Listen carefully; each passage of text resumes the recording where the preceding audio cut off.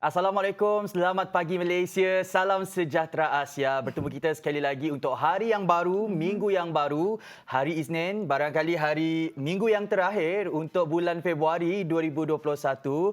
Hari ini 22 Februari 2021 bersamaan dengan 10 Rejab 1442 Hijriah. Apa khabar anda di rumah? Diharapkan semuanya sentiasa berada dalam keadaan yang baik-baik sahaja. Apa khabar Jess? Baik, guys. How was your weekend? Okay? Okay, guys. Seperti biasa, seronok. Yes. Baik, hari ini sebenarnya kami juga nak ucapkan all the best, Yes, all the best kepada kepada adik-adik yang akan menduduki peperiksaan SPM. Hari ini adalah hari pertama subjek Bahasa Melayu. 7.45 pagi. Saya kira mereka semua sedang gementar lah di dewan-dewan peperiksaan. Tetapi barangkali kepada golongan ibu bapa yang sedang menyaksikan kami di Sejahtera Asia pada pagi ini, mungkin antara tips yang boleh dikongsikan adalah di saat-saat akhir ini kita tak boleh nak bagi pressure lagi dekat diorang. Mungkin hari ini adalah hari mereka meraihkan segala persiapan ilmu yang telah mereka buat. Jadi insya-Allah take this SPM month as a journey. Insya-Allah kalau kita tawakal usaha, kita akan dapat keputusan yang cemerlang. Betul, guys. Jadi hari ini Jess, antara topik yang akan kita bicarakan pertama adalah kita akan bersama dengan seorang pelajar antarabangsa yang memilih Sarawak sebagai tempat belajar di institusi pengajian tinggi. Dan topik yang kedua Jess? Topik yang kedua adalah peranan dan tanggungjawab PPPS, Persatuan Pengawal Peribadi, 3P. Yang itu kita akan bincang lebih lanjut nanti. Tapi seperti biasa guys, kita akan bawakan perkembangan terkini iaitu COVID-19 di Malaysia dan juga Sarawak. Jadi saya akan teruskan dengan COVID-19 di Malaysia. Malaysia semalam mencatatkan kes positif baru iaitu sebanyak 3,297 kes dan semalam dengan 6 daripadanya merupakan kes import yang menerima jangkitan dari luar negara. Ini sekaligus menjadikan jumlah keseluruhan kes COVID-19 di Malaysia adalah sebanyak 283,569 kes. Pertambahan 6 kluster baru melibatkan kluster tempat kerja juga direkodkan semalam dan dalam masa yang sama, jumlah pesakit yang sembuh daripada pandemik berkenaan juga terus menunjukkan peningkatan dengan 4,456 kes dilaporkan sekaligus, menjadikan angka kumulatif kes sembuh kini sebanyak 249,209 kes. Dan pertambahan sebanyak 5 kes kematian baru turut direkodkan guys semalam, menjadikan jumlah kumulatif kes kematian sebanyak 1,056 kes. Itu adalah perincian kes COVID-19 secara menyeluruh di Malaysia guys. Mungkin guys boleh terangkan kes COVID-19 di Sarawak sendiri guys. Alhamdulillah, syukur tiada kematian Jess yang dicatatkan di Sarawak. 185 kes baharu di Sarawak. Sarawak mencatatkan 185 kes positif baharu COVID-19 malam dengan daerah Sibu merekodkan kes yang paling tinggi iaitu sebanyak 82 kes diikuti Kuching dan Kapit. Ini menjadikan jumlah kumulatif kes di Sarawak meningkat kepada 7,943 kes, hampir 8,000 kes Jess setakat ini. Juga kluster Gelong di Kapit menunjukkan tren peningkatan dengan pertambahan sebanyak 19 kes malam. Setakat ini terdapat 24 kluster COVID-19 yang masih aktif di Sarawak. Justru perjuangan kita masih belum berakhir. Jika mahu keadaan kembali baik dan normal seperti sedia kala, terus amalkan macam biasa. Sentiasa kami wawarkan kepada anda. Amalkan 3W, wash, one and wear dan elakkan 3C iaitu crowded places, confined spaces dan close conversation. Pastinya ini membawa kepada perincian yang seterusnya. Vaksin COVID-19 Pfizer-BioNTech selamat tiba. Vaksin COVID-19 yang ditunggu-tunggu selamat tiba apabila pesawat khas yang membawa kumpulan pertama vaksin Pfizer-BioNTech mendarat di lapangan terbang antarabangsa Kuala Lumpur KLIA pagi semalam. Pesawat MH604 dengan hiasan jalur gemilang sebagai simbolik bahawa vaksin tersebut adalah untuk rakyat Malaysia membawa 312,390 dos vaksin COVID-19 itu yang mendarat pada pukul 10.07 pagi semalam. Sebaik mendarat, proses pemindahan vaksin yang ditempatkan dalam peranti muatan unit ULD dari bahagian kargo pesawat ke trak milik sebuah syarikat logistik DHL Express berlangsung di kawasan Advanced Cargo Centre ACC KLIA. Antara yang hadir menyaksikan membawakan detik bersejarah ketibaan vaksin tersebut adalah Menteri Kesihatan Datuk Seri Dr. Adham Baba, Menteri Penyelaras Program Imunisasi COVID-19 Kebangsaan yang juga Menteri Sains, Teknologi dan Inovasi Khairy Jamaluddin dan Menteri Pengangkutan Datuk Seri Dr. Wee Ka Siong. Seterusnya, Perdana Menteri Ketua Pengarah Kesihatan antara penerima pertama suntikan vaksin COVID-19. Perdana Menteri Tan Sri Muhyiddin Yassin dan Ketua Pengarah Kesihatan Tan Sri Dr. Nur Hisham Abdullah akan menjadi antara penerima pertama suntikan vaksin COVID-19 pada Rabu ini yang menandakan program imunisasi COVID-19 kebangsaan digerakkan lebih awal daripada jadual asal. Menteri Penyelaras Program Imunisasi COVID-19 Kebangsaan yang juga Menteri Sains, Teknologi dan Inovasi Khairy Jamaluddin berkata pihaknya membuat keputusan untuk memulakan fasa pertama program imunisasi itu lebih awal berbanding yang dijadualkan pada 26 Februari. Turut akan menerima suntikan pada Rabu ini adalah petugas barisan hadapan kita, termasuk petugas kesihatan dan bukan kesihatan katanya. Perincian yang seterusnya daripada Jess. Baik, lagi perkembangan pendaftaran vaksinasi COVID-19 ini. Pendaftaran untuk vaksinasi COVID-19 tidak akan ditamatkan sehingga mencapai sasaran 80% rakyat yang telah menerima vaksin, kata Menteri Penyelaras Program Imunisasi COVID-19 Kebangsaan Khairy Jamaluddin. Dan bagaimana pemberian vaksin ini akan dilaksanakan di Malaysia? Ini adalah langkah-langkahnya. Yang pertama, perlu mendaftar melalui MySejahtera dan kemudian akan menerima notifikasi berkenaan pengambilan vaksin. Yang keduanya, sekiranya anda setuju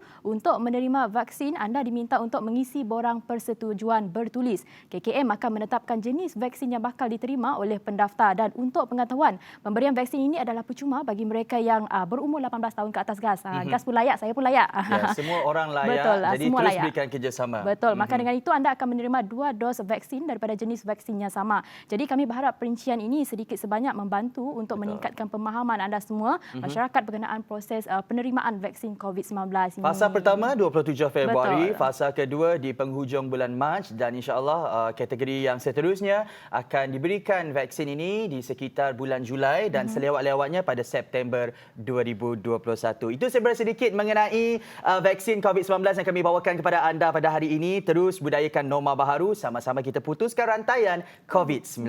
Baik, terus sahaja ke topik kita yang pertama untuk Sejahtera Asia pada hari ini. Kita tahu bahawa kita sekarang sedang menghadapi pelbagai cabaran dan dugaan dan saya kira ini adalah cabaran terbesar dihadapi Malaysia iaitu penularan COVID-19 yang mengubah landscape kehidupan semua khususnya dalam bidang pendidikan. Penularan COVID-19 memberi impak negatif kepada pendidikan tinggi, Jess, pada peringkat tempatan maupun antarabangsa. Namun memang tidak dinafikan ramai pelajar antarabangsa tertarik untuk belajar di Malaysia. Persoalannya, apakah antara faktor yang menjadi tarikan untuk mereka terus menuntut ilmu di Malaysia, khususnya di bumi Kenyalang, Sarawak ini. Jadi hari ini kita bersama dengan Hana Aoyama, Japanese International Degree Student in UNIMAS, dalam topik Sarawak Pilihan Pelajar Antarabangsa. Hello, good morning, Hana. Gohayu gozaimasu.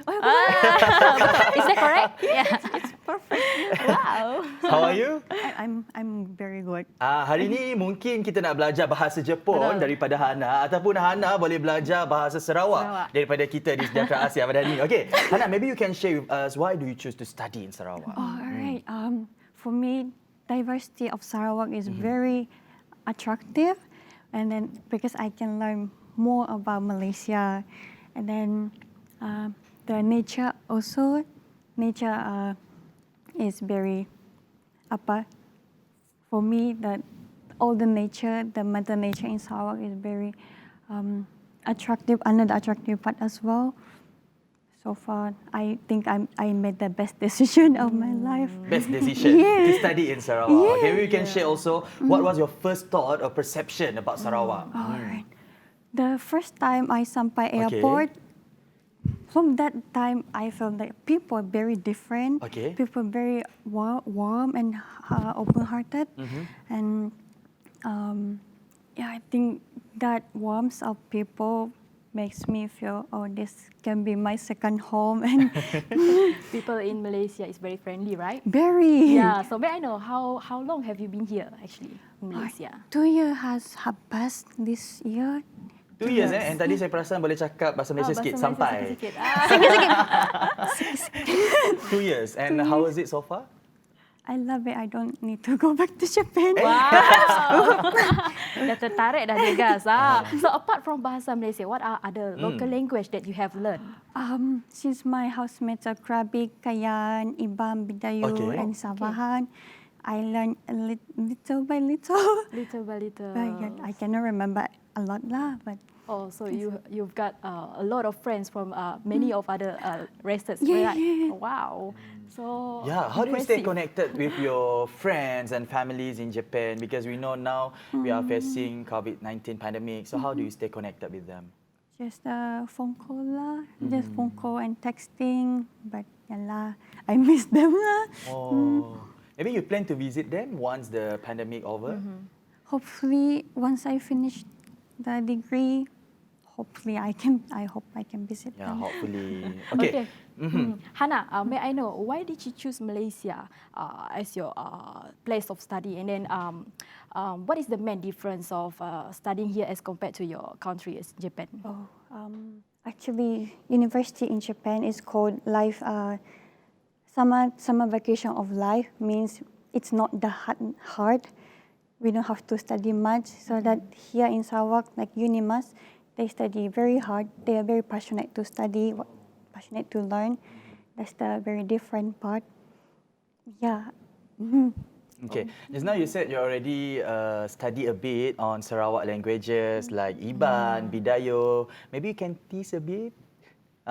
Maybe you can speak in our Bumi Putra language, maybe. Apa? Aku. Aha. Nama aku Hana. Nama aku Hana Aoyama. And what tu? Aku live here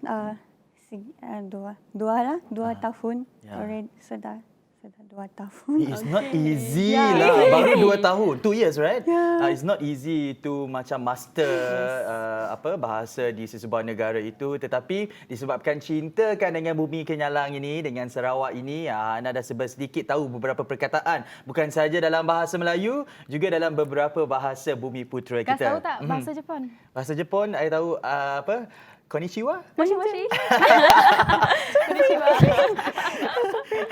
Okay, Hana, Malaysia is a multi-ethnic, multicultural and multilingual country. So apart from bahasa Malaysia, just now you said you already study bahasa Iban, Bidayo. What about the culture? Have you studied about the culture as well? Yeah, I've been to Kampong Okay. several times, and then I like the way how they live. I've been to Bengo Dam, the kampung in Bengo Dam. The life there is no electricity, no internet, and you need to use boat to go there. But it was very interesting how they live by themselves without electricity. But I love modern Iban. I love the Oda Sarawak music, sape, Okay. or how they dance. And costume lah. I ever tried. So the situation at the kampong, have you experienced the same situation in Japan? What do you think? It's very different. I think I can experience that opportunity only in Sarawak, never in Japan. So if Sarawak we got sape and the music, the costume itself. So what are certain aspects of Sarawak culture that you think it's almost similar to your Japanese culture? Perhaps it's very specific, but the way how they cook masuk using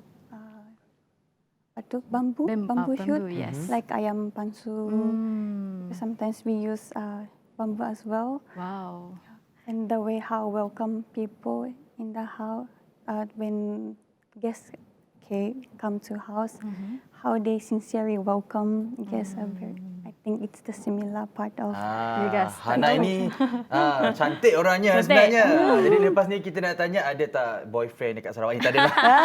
Tadi dia cerita mengenai persamaan antara budaya Sarawak dengan budaya Jepun. Selepas ini kita nak tanya pula kelainan ataupun apa yang boleh dipraktikan di Jepun dari Sarawak ataupun apa yang boleh dipraktikan di Sarawak daripada Jepun. Selepas ini jangan ke mana-mana, hanya dalam Sejahtera Asia.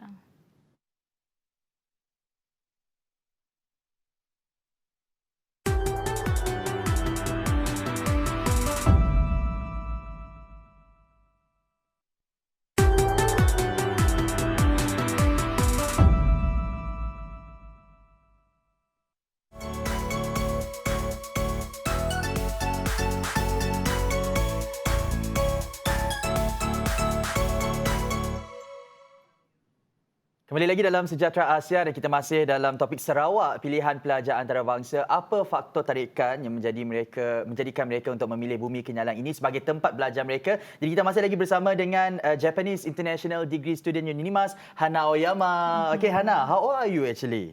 I'm 23 tahun. 23 tahun, Jess. 3 tahun. Wow. young. So Hana, how you can adopt travel alone, Hana? You don't have any family members here, right? And I then don't have friends, you anyone. also don't have friends here. Yeah. So how you can adapt with travel alone? Thanks to my friends and Okay. all the UNIMAS lecturers, they very sincerely welcomed me and try to bring me everywhere. Yeah, thanks to them, I'm feeling comfortable here. So guys, kita nak tanya apa Betul. dia punya bahasa Sarawak. Bahasa Bahasa Sarawak yang yang belajar, sudah guys. dibelajar setakat ini. Sarawak language that we have learned so far. Maybe you can show to us in Sejahtera Asia. Kami sayang kita dua. Ingatkan dia stop dekat kami sayang kita aja deh. Ngada-ngada Dua. guys ni. Okay. I love you I too love in you bahasa too. Jepun macam mana? I love you too. Oh, in bahasa ka? Bahasa Jepun. In Bahasa Japan pun. language. Watashi mo aishitemasu. Watashimo. Mo aishitemasu. Aishtimasu. Watashimo aishitimasu. Yes. Yeah, Watashimo aishitimasu. Itu yang kita belajar hari Okay, ni guys. just now Wow. we asked you about the similarities between the cultures in Sarawak and Japan. Now maybe you can share the differences of Sarawak culture compared to your country. What do you think? I think Japan is more close, how to say, more personal. Oh, okay. Sarawakian people are very open, right? Alright. I think we can see from the open house in Sarawak, but we don't have open house thingy. Yeah, you can see the boundary between people. Okay. So which one do you prefer? Is it the optimism that a Malaysian or Sarawakian brings, or you prefer the personal aspect that a Japanese practice? Optimism of Sarawakian and Malaysian people. It's so, how to say, I think it changed my personality as well. I can be more ongoing in okay. anything. Because you are kind of introvert, right? Oh, how do you know? I know lah because the way she speaks. Macam mana I love you tu lagi sekali? I love you. Guys ni nak bergerak kat sini. Okay, Okay, Hana, favorite place to go here in Sarawak. So where have you been travel in Sarawak? Oh, actually, I've never been to Miri or Cebu. I only in Kota Samaraha or Kuching area. Yeah, but so far I love traveling in Kampong and doing some volunteer work as well. Have you tried kek lapis Sarawak? Ah, Oh, really? I love kek lapis. It's so exciting to go to the shop Okay. and then try every flavor. Oh, you try. Oh, yeah. They provide tester, kan? If in Japan, what are maybe the local traditional cake in Japan? Ika could be mochi, or it called manju, red bean inside. Oh, sedapnya. Yeah, but it's a bit different lah. Pandai buat tak mochi? You know how to prepare mochi? Boleh. Boleh, Yeah. Oh, boleh ajar boleh Jess lah. So boleh lah bagi dekat sini, hantar Later kat with- sini. Oh, okay. Hana, in your opinion, what are the things that you think Malaysian could learn from the Japanese culture? Oh. Because just now you said here we are so open, but in Japanese it's like there are borders between them. So somehow maybe there are things that maybe Malaysian can learn from them. What do you think? Perhaps Japanese are very rajin on everything they do. Or like discipline. Yeah. Okay. Like if they say we meet 2:30, they might come to 25 before, or Oh, very punctual lah. Okay. the transportation should never be late. Like 3 minutes late, and they announce like, "I'm sorry for the delayed." Meaning when in Malaysia you can be late lah all the time. I love it. You know, I love from the part I love about. One Maybe of the that's factor. something yang Malaysian boleh belajar daripada orang Jepun, disiplin, ya, pembersih, ya, sentiasa mematuhi masa, itu yang paling penting. Okay, Hana, have you met acquaintance with another international student UNIMAS? Yes, actually there are a lot of international students from all the country like Sudan, Iran, France also, and some of the Japanese exchange students are there as well. Oh, they even stuck here during this COVID-19 pandemic. But they cannot come to Sarawak, kan? So they take the class online from Japan Okay. or from Indonesia or so on. And then another thing, Hana, did you manage to go back to Japan before the MCO? Last time I went back was August 2019. 2019. After that, not lah. Oh, because MCO start 2020 kan guys? 2020, Bulan 5. sekitar Mac dan Februari sekitar, betul, 2020. betul. Jadi, what are the alternative that your family think to avoid from worrying so much about you here? I show my happy part to my family, and I send my video with my friends how I'm having fun. Then I make sure I sanitize my hand. I make sure I'm safe to not to let them worry about me. Follow the SOP, betul. and yang paling Important. penting, stay connected with our family wherever they are. Kan? Yes. Okay, in your opinion, how important do you think is it for a university to have a club or organization that take care of the welfare of the international student? How important it is? It's very important, and I appreciate that. I appreciated there's one organization in UNIMAS as well, but if there's one more bigger one, we might get in touch with local students more, or we might know what we should or what we shouldn't, because we don't know the rules of Malaysia or Sarawak as well. So there's an organization in between lecturers and internationals. It will be help us a lot. Yeah. So do you consider? Do you want to consider to stay here in Sarawak after you studying? That's the thing. You in dilemma, right? Because my family is there, my family is there, my friends is here, and then you just already love the culture here. Yeah. Betul. That's why maybe I can earn enough money in Japan, then I come back to Sarawak, So then finish my life here. Of course, we will stay in Settle Sarawak. down. Other Wow, than settle down. Ghazali, got here, Jess. Okay. Also, we got a lot of delicious food. So, what's your local favorite food? Laksa Sarawak. Oh, laksa Sarawak. Do you know how to make laksa Sarawak, Jess? Of course, I tahu buat. Nanti I ajar you, Hana. Don't worry, okay? Oh, betul, pandai. Betul pandai, guys. Tak percaya, guys. Okay, also maybe you can share with us or maybe with other students out there, how do you manage to study during this challenging time, during this pandemic? How you manage your study? Thanks to my friends, I got tips, which is make sure you eat 3 meals.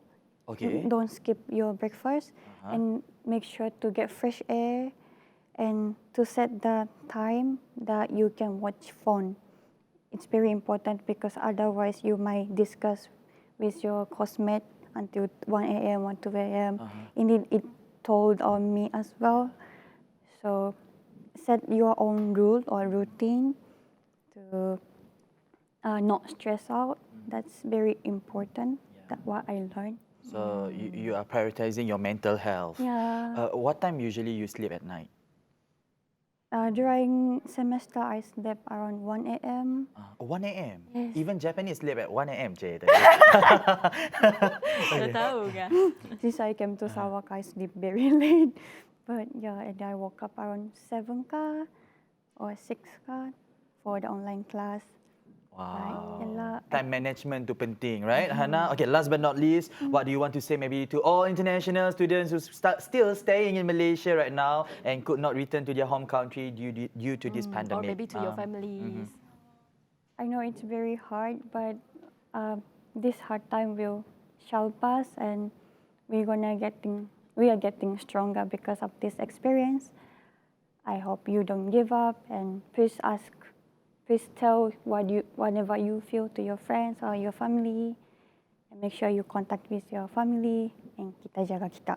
Kita jaga kita from Hana. Arigatou gozaimasu. Thank you so much Hana kerana sudi berkongsi apakah antara faktor tarikan kenapa pelajar antarabangsa memilih Sarawak sebagai tempat belajar mereka. Kalau Jess nak belajar di Jepun nanti. Nak, siapa tak nak guys. Kalau kita pergi Jepun nanti kita visit Nak Hana. Tokyo Drift. Yes. Okey.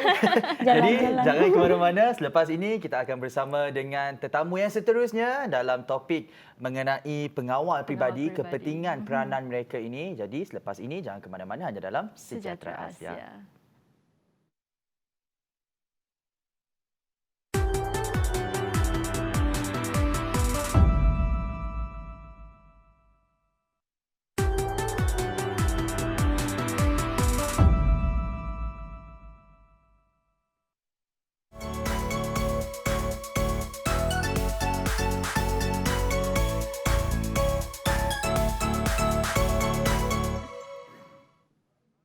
Kembali lagi dalam Sejahtera Asia. Kalau tadi kita bersama dengan pelajar antarabangsa dari Jepun. Selepas ini siapa tetamu kita? Tapi sebelum itu kami nak wawarkan kepada anda yang mungkin terlepas siaran kami sebelum ini, jangan risau. Boleh cari sahaja kami di YouTube Sejahtera Asia TVS. Baik penonton, ketangkasan dan bertindak dengan pantas jika menghadapi suatu ancaman dalam melindungi orang yang berkepentingan seperti golongan atasan adalah tindakan yang sukar dilakukan oleh orang biasa sebenarnya. Sebab itu saya gelar kerjaya ini sebagai kerjaya elit kerana untuk menjadi seorang pengawal pribadi tugasnya tak mudah. Selain perlu untuk mempunyai tahap alertness yang tinggi dalam mengawal keadaan sekeliling, juga ketahanan fizikal dan mental yang kuat, seorang pengawal pribadi juga perlu cepat untuk buat keputusan dalam kecemasan kerana ianya melibatkan nyawa seseorang. Jadi bersama dengan kita pada hari ini untuk mengupas topik peranan dan tanggungjawab PPPS ialah Tuan Bon Halsan bin Haji Putit, Presiden Persatuan Pengawal Pribadi Sarawak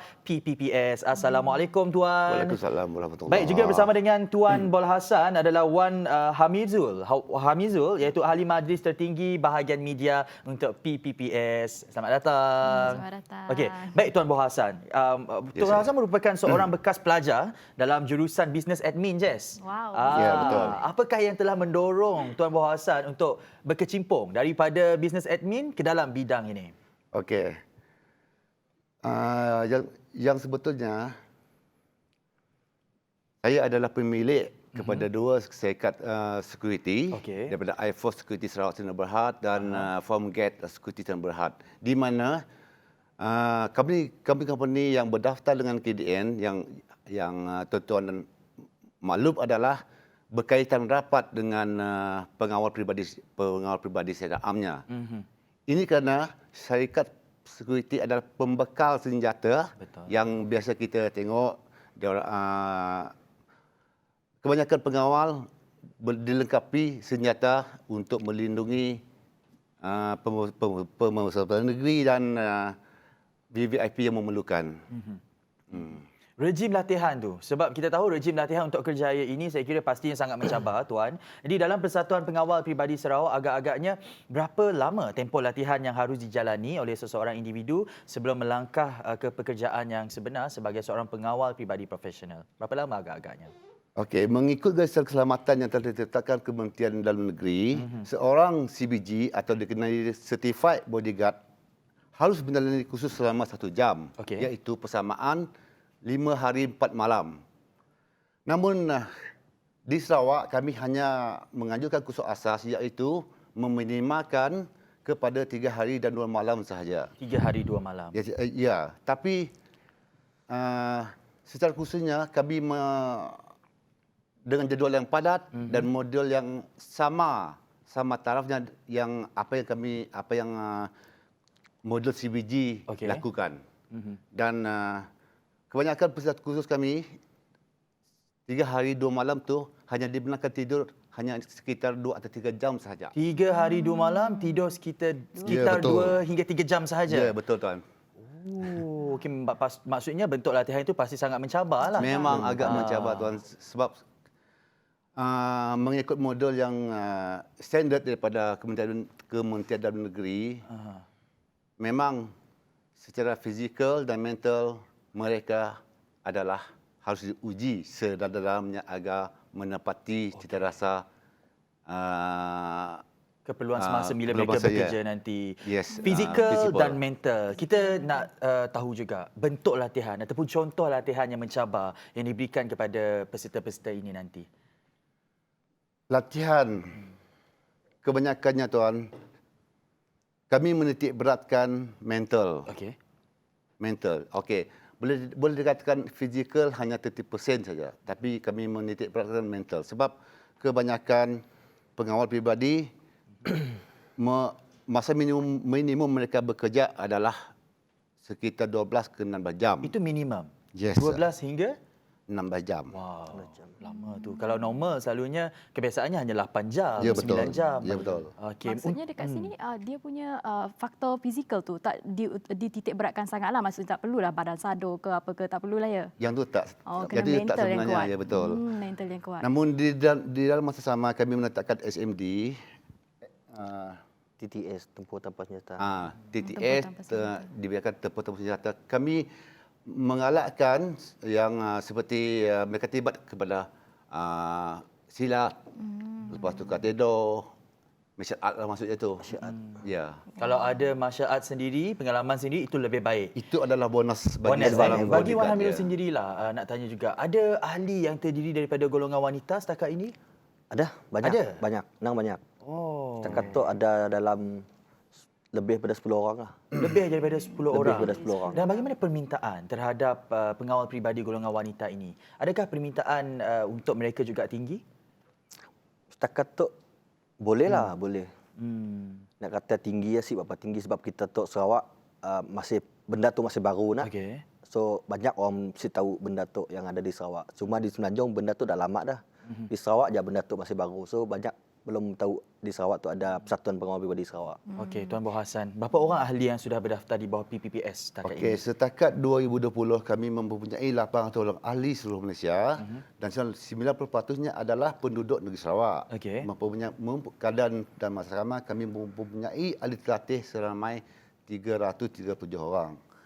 Di dalam keahlian kami mempunyai dua kategori, iaitu ahli terlatih dan tidak terlatih. Di mana yang tidak terlatih kami kategorikan sebagai ahli sokongan. Maksudnya sokongan kepada untuk kami membuat khidmat masyarakat, untuk kebajikan dan untuk pengetahuan tuan. Kami pernah terlibat dengan SR. Okey. SR maksudnya Search Yes. and Rescue di Bauk silakan. Di Bauk. Di Bauk. Jadi seperti membantu orang susah, rumah kebakaran, banjir dan lain-lain. Sebab banyak lagi persatuan peranan kami- sebenarnya kan? Ya betul. Sebab kami tidak terlibat kepada hanya keselamatan.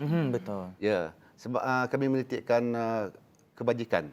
Kebajikan. Oh, selain daripada keselamatan, kebajikan juga dijaga. Ya, Okey, betul. baik. Adakah terdapat had umur? Seawal umur berapa sepatutnya boleh join PPPS ni? Okey, had umur yang ditetapkan adalah 21 tahun. 21 Ini kerana kami menitik beratkan kematangan. Kematangan seseorang untuk berfikir, bertindak untuk sekiranya terjadi apa-apa yang tanpa kebalangan yang tanpa didugalah kepada prinsipal. Seperti yang saya beritahu tadi, kami juga merekrut, maksudnya belia yang 18 ke 20 tahun untuk pelapis persatuan kami. Betul. Kena ada pelapis. Ada, Tuan. Bila ada pelapis ni maksud dia continuation tu akan sentiasa ada. Baik Tuan, tadi just bertanya mengenai umur. Kita nak tahu juga, mungkin penonton nak tahu juga apa kriteria utama yang melayakkan seseorang untuk menyertai kursus atau menjadi ahli Persatuan Pengawal Pribadi Sarawak. Apa kriteria utama? Oh, ya tuan.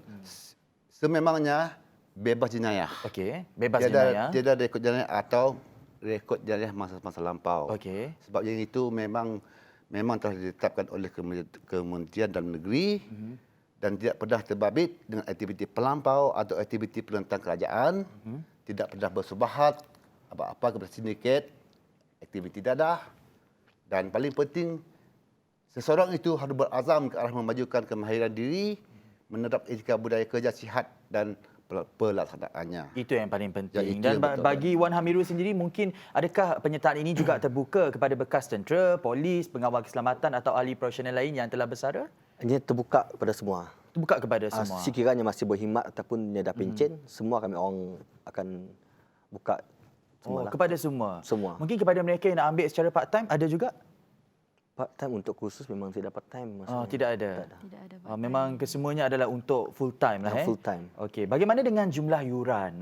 Ini mesti ramai orang nak tahu jumlah yuran. Kalau boleh Tuan Boh Hassan perincikan bagi makluman penonton yang mungkin juga berminat untuk menyertai bidang beruniform ini. Yuran, ya. Bila kita bercakap pasal yuran, memang terlalu banyak spekulasi yang datang kepada kami sehingga mengatakan kami ni nak ambil untung lebih ke apakah. Okey. Untuk pengetahuan, yuran keahlian kami menetapkan cuma RM30 setahun saja. RM30 setahun sahaja. Okey. Dan berbeza dengan yuran khusus. Yuran khusus sekitar 750 ke 850. 850. Dan yuran tersebut adalah masih rendah berbanding dengan sebanyak Malaysia yang menetapkan sekitar 1,200 dan 1,800 Untuk kursus asas. untuk khusus asas saja. Tak salah untuk invest. Sebab selepas melalui kursus ini, barulah kita boleh cuba untuk menjadi seorang profesional dalam bidang badan beruniform ini. Ya, betul. Dan cabaran yang perlu dilalui oleh seorang pengawal peribadi ini bukan senang. Sebab itu perlu melalui latihan yang intensif. Jadi untuk maklumat lebih lanjut, mungkin selepas ini mereka akan kongsikan social media mereka kepada anda di rumah. Jangan ke mana-mana, pergi toilet ke, buat breakfast dulu boleh. Tapi selepas ini, tengok TV balik hanya dalam Sejahtera Asia.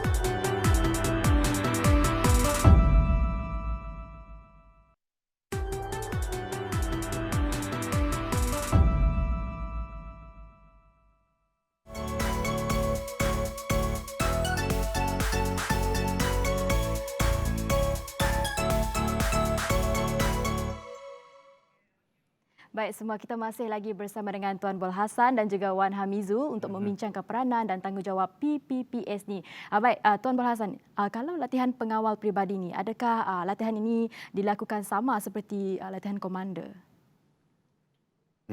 Okey, ini soal terpumas. Bila nak dibandingkan dengan latihan komando, sebetulnya cuma 80%. Maksudnya yang diambil kami ini adalah orang awam. Okey. Orang awam. Jadi orang awam ni bak dikata kita terlalu manja. Dan pernah terjadi juga dalam 100 orang peserta kami ada 2-3 orang yang gagal memenuhi kriteria yang dibawa kami. Okey. Yang benda betul pun kami exit failkannya. Cuma kami mengalahkan untuk mengikuti kursus lanjutan. Okey. Sebab biasanya untuk menjadi biji yang lebih baik atau lebih profesional harus menghadiri sekitar 3 atau 4 kursus. Di mana kursus yang terakhir adalah survival. Survivor. Survivor. Itu adalah yang terakhir. Yes. Terakhir. Yang harus Saya kami kira itu yang paling letakkan- mencabar mungkin. Yes. Paling mencabar. Dan kami meletakkan sebulan di dalam hutan. Sebulan dalam hutan. Ada handphone tak? Itu persoalan pertama kan. Ada handphone tak masa tu? Itu memang tak digalakkan lah tuan. Oh, tak digalakkan. Ya. Tapi kalau nak bawa boleh. Boleh. Bolehlah Jas. Asalkan ada handphone kita boleh join Jas. Itu yang pentingnya Gas. Gas ni kalau tak ada online internet ke apa semua tak dapat ni. So kita dah tahu isu semasa. Ya, Okay. ya. Okey, bagi Wan Hamizul sendirilah. Bagi tadi kita dah bercerita mengenai kriteria yang diperlukan dari segi teknikal, dari segi umur, adakah bekas tentera yang bersara boleh menyertai dan sebagainya. Tapi kriteria dari segi personal traits tu, daripada kepribadian itu, apa yang diperlukan untuk seseorang individu itu layak menjadi seorang BG ataupun bodyguard? Okey, Bagi yang Hamizul. pentingnya adalah disiplin. Disiplin. Disiplin dengan mental lah. Kebanyakan kita tu bekerja di bawah atasan. So kita tu biasalah kadang-kadang kena Betul. disuruh macam-macam pun salah pola pun memang kena So kena tahan telinga dengan mental lah. Cuma Saya kira integriti pun penting sebenarnya Gas untuk mengelakkan sebarang rasuah terjadi apa dan sebagainya. Dan adakah ia terbuka kepada warga negara Malaysia saja, Tuan Bol Hassan? Ya, buat setakat ini memang hanya terbuka untuk rakyat Malaysia yang menetap di Sarawak. Okey. Ya. Oh, kalau orang Semenanjung untuk join kursus ini di Sarawak boleh juga? Boleh. Asalkan mereka menetap di Ya, Sarawak. yang menetap di Sarawak. Okey. Jadi sejak dari tahun 2017 Jess, seseorang ahli PPPS juga diwajibkan untuk menjalani latihan khas dan harus ditauliahkan oleh Polis Diraja Malaysia PDRM. Apakah antara kepentingan utama latihan khas ini dan bagaimanakah tapisan keselamatan dapat mengelak pelantikan pengawal peribadi yang mempunyai latar belakang buruk seperti penagih dada dan samseng, Tuan Bol Hassan? Baik. Yang benda ni tidak dinafikan pada waktu itu Ketua Sutradara Kementerian Negeri Datuk Seri Alwi Ibrahim berkata latihan itu akan dijadikan syarat wajib. Namun yang itu syarat wajib adalah untuk pembaharuan lesen senjata api. Okey. Sememangnya rekod jenayah kami titik beratkan sebab apa yang kita risau dan bimbangkan, benda itu akan berulang. Namun di dalam masa bersama persatuan kami memberi peluang kedua. Peluang kedua maksudnya untuk membetulkan dan seterusnya membaikilah. Bagi Wan Hamizul sendirilah, melihat kepada kursus ini, apa juga antara kepentingan sijil ini? Adakah ianya terhad untuk menjadi seorang BG sahaja ataupun ada juga kepentingan-kepentingan dan kelebihannya lain? ya sih lebih pada biji aja. Okey. At least siapa-siapa yang mau ambil kursus ya, sijil ya boleh diguna pakai sebagai sokongan untuk minta polis ataupun askar ataupun kerja-kerja lain yang memerlukan keselamatan. Ya sih terlebih kepada untuk jadi biji setakat aja, stopnya aja. Soalnya boleh lebih luas lagi. Jadi kepentingan dia lebih meluas lah. lebih Tak meluas. semestinya kita jalani kursus itu, kita aim nak jadi BG sahaja. Lebih daripada Lebih itu pada sebenarnya. Baik, Wan Hamizul, kita nak tahu juga anda sebagai seorang ahli, salah satu seorang ahli PPPS. Jadi apa antara kemudahan atau insentif yang disediakan oleh pihak PPPS ni? Banyak sebenarnya. Macam kami orang pun ada padang paintball kami orang pun. Wow. So kami orang pun boleh main bila masa kami orang mau. Okey. Juga ada terbuka untuk orang luar tak? Boleh, mula Boleh? orang jual pun join pun boleh Okey. datang, tidak masalah. Sebab memang kami orang pola padang untuk pakai untuk. Okey guys, kita bawa tim sejahtera. Okey. Main Kita paintball. lawan. Boleh. Oh jangan Tong Bohasan jangan Tak dilawan. boleh, tak Dia boleh. tim kita. Tim kita. Jadi kita menang. Okey. Pandai. Okey. Jangan tu kami refer dengan tak pun soalan tidak. Okey. Apa kebaikannya Insentif, tak. Okey.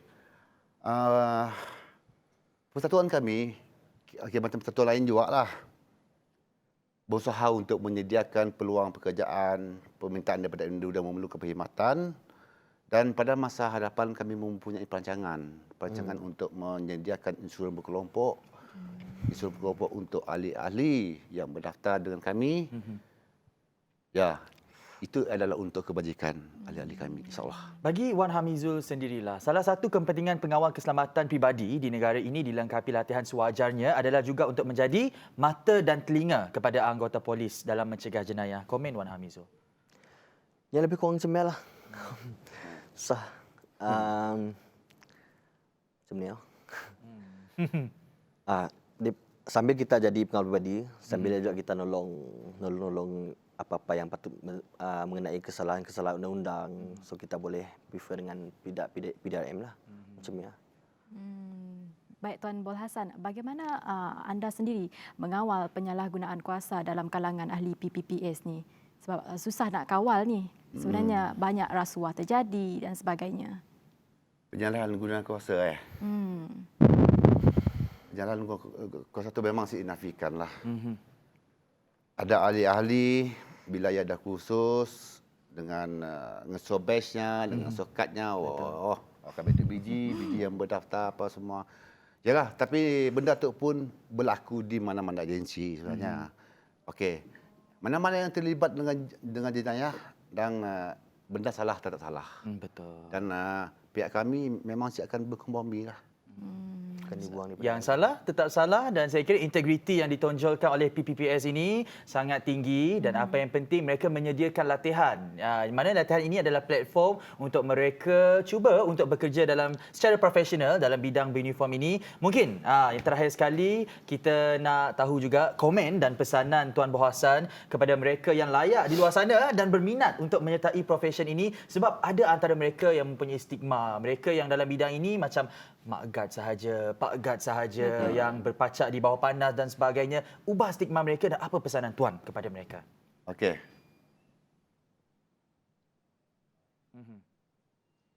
Silakan Tuan. Okey. Pada belia dan masyarakat di sana, sertailah kami. Betul. Sertai kami untuk mencipta kelainan. Kelainan maksudnya mencuba yang baru untuk kemajuan bersama. Apa yang kita buat hari ini adalah penentu untuk masa hadapan. Betul. Ya. Ubahlah sikap, ubahlah minda untuk berjaya lebih maju ke depan. Saya kira apa yang disampaikan Tuan Bol Hassan ini lebih daripada itu. Latihan yang disediakan bukan setakat menguji ketahanan fizikal kita, tetapi mental kita sebenarnya untuk mengajar kita lebih berdisiplin dan apa yang paling penting, khidmat mereka juga ada. Bukan sahaja untuk bidang beruniform ini, untuk SAR, dalam bidang keselamatan negara. Jadi sebab itu kita raikan mereka dalam Sejahtera Asia. Pada hari ini terima kasih Tuan Bol Hassan. Terima kasih Hamizul dan sudi bersama kami dalam Sejahtera Asia. Bagi penonton di luar sana, jangan ke mana-mana. Sedap dah. Kembali selepas ini untuk vlog yang terakhir, okey? Jangan ke mana-mana.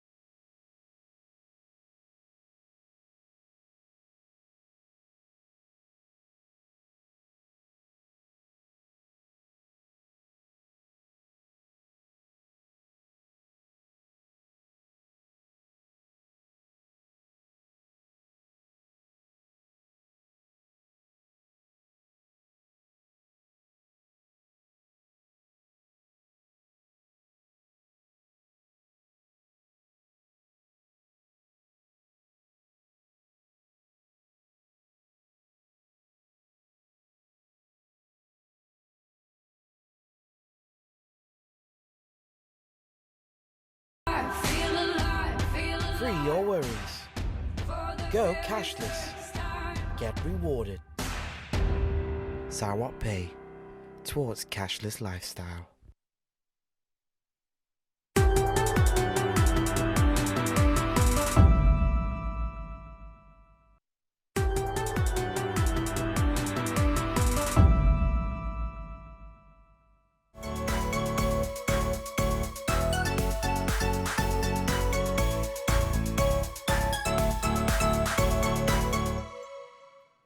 Kembali lagi dalam blog yang terakhir Sejahtera Asia. Dua topik yang kita bawakan kepada anda pada hari ini. Pertama, kita bersama dengan pelajar antarabangsa dari negara matahari terbit, Jepun, dan beliau bercerita kepada kita apa antara faktor tarikan menarik yang ada di Sarawak yang membuatkan salah satunya adalah laksa, because ada juga. laksa Sarawak. Tok Lapis pun dia suka. Betul. Macam mana I love you tu tadi dalam bahasa Jepun? Lupa dah. Hana dia lupa dah. Hana. Okey, itu adalah topik yang pertama dan dalam topik yang pertama itu juga kita dapat tahu bahawa power, disiplin orang Jepun ini menjadi satu benda yang boleh kita praktikkan di negara Malaysia. Juga apa yang boleh dicontohi oleh mereka dari negara Jepun daripada kita adalah sikap keterbukaan kita. Sikap keterbukaan. Family oriented kita mesra dengan orang, berbeza dengan mereka. Jadi ini adalah orang kata we always depend on each other lah. Dan itu antara sifat positif yang ditunjukkan oleh pelajar antarabangsa Hana di topik yang pertama Sejahtera Asia pada hari ini. Untuk topik yang kedua, Jess? Topik yang kedua kita berbincangkan mengenai peranan dan tanggungjawab PPPS yang seperti kita tahu ya, kepentingan PPPS ini juga menyediakan diri sebenarnya guys, sekiranya apabila kita dilantik menjadi seorang pegawai polis ke ataupun tentera dan sebagainya yang sewaktu dengannya, ini adalah maksudnya persediaan yang rapi sebenarnya. Maksudnya sekiranya anda join pun pengawal peribadi ini, iaitu anda tidak akan terhenti situ saja. Terhenti di situ saja. Ada banyak kelebihannya. Boleh juga di cabang tentera, polis, PGA dan apa yang paling penting, latihan komander sebulan dekat hutan tu. Boleh bawa telefon bimbit Boleh. Itu tak digalakkan sebenarnya gas. Tapi gas biasalah gas. Kita ni tak boleh hidup kita tanpa. Kita nak tahu isu semasa. Sebab banyak isu semasa Betul. yang dikupas dalam Sejahtera Asia. Esok banyak lagi isu yang akan kami bincangkan hanya dalam Sejahtera Asia. Daripada inspirasi, kami cetuskan inovasi. Jumpa esok. Arigatou gozaimasu. Moshi moshi. Bye.